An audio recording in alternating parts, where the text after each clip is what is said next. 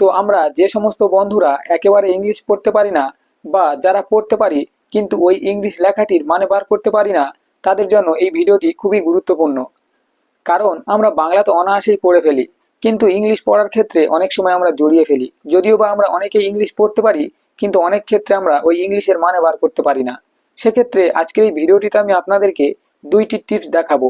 আর যেই টিপসের মাধ্যমে আপনি যতই বড় ইংলিশ লেখা হোক না কেন বা যতই বড় গল্প হোক না কেন, আপনি সহজেই ওই ইংলিশ স্টোরি বা ইংলিশ লেখাটির মানে কয়েক সেকেন্ডের মধ্যে বার করে নিয়ে বুঝে নিতে পারেন।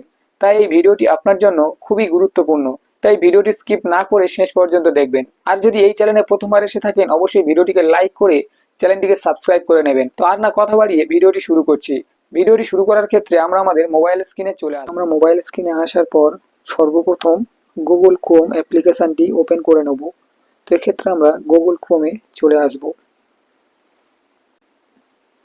গুগল ক্রোমে আসার পর আমি একটি নতুন ট্যাব ওপেন করে নিচ্ছি। তো এখানে সার্চ বারে সার্চ করে নেব ইংলিশ টু বাংলা লিখে। তো এখানে আমি সার্চ করে নিচ্ছি।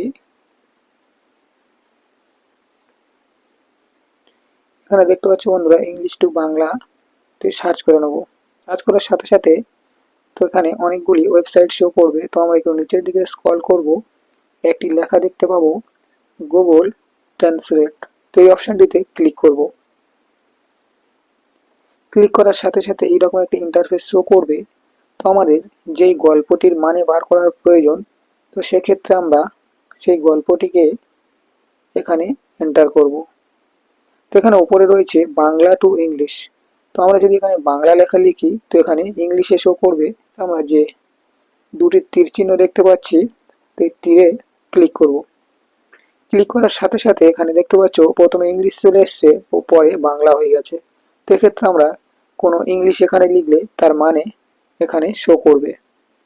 তো আমরা কোনো একটি ইংলিশ স্টোরিকে প্রথমে নিয়ে নেব। তো আমার আগে থেকে একটি স্টোরি কপি করে রেখেছিলাম, সেক্ষেত্রে আমি স্টোরিটি নিয়ে নেব। তো আমার এটি হোয়াটসঅ্যাপে ছিল, তো হোয়াটসঅ্যাপের মধ্যে গিয়ে আমি স্টোরিটি প্রথমে কপি করে নেব।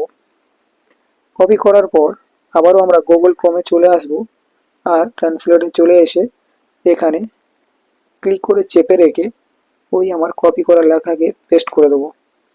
তো পেস্ট করার সাথে সাথে দেখতে পাচ্ছ বন্ধুরা নিচের দিকে আমার ওই লেখাটির সম্পূর্ণ বাংলা মানে শো হয়ে গেছে। তো এইভাবে আপনি কয়েক সেকেন্ডের মধ্যে কোনো বড় ইংলিশ স্টোরিকে খুবই সহজে বাংলাতে মানে বার করে নিতে পারেন। তো আমি একটি স্বামী বিবেকানন্দর জীবনী কপি করে রেখেছিলাম, তো সেক্ষেত্রে এখানে সেটি শো করছে। তো তিনি ছিলেন বিশ্বনাথ দত্ত ও ভুবনেশ্বরী দেবীর ৮ সন্তানের একজন।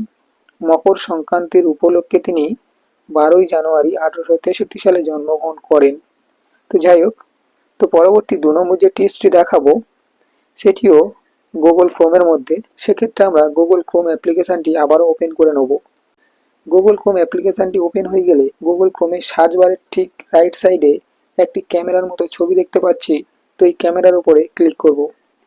ক্যামেরাতে ক্লিক করার সাথে সাথে এইরকম একটি ইন্টারফেস শো করবে আর আমাদের এখানে গ্যালারির সমস্ত ফটো শো করবে।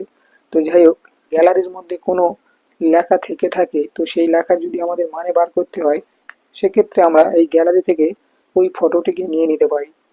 এছাড়াও যদি আমরা কোনো ইংলিশ বই পড়তে পড়তে ওই ইংলিশ লেখাটির মানে বুঝতে পারি না, তো সেক্ষেত্রে ক্যামেরা অপশানে ক্লিক করে ওই লেখাটির ফটো তোলা মাত্র অটোমেটিকলি ওই লেখাটির বাংলা মানে এখানে দেখিয়ে দেবে।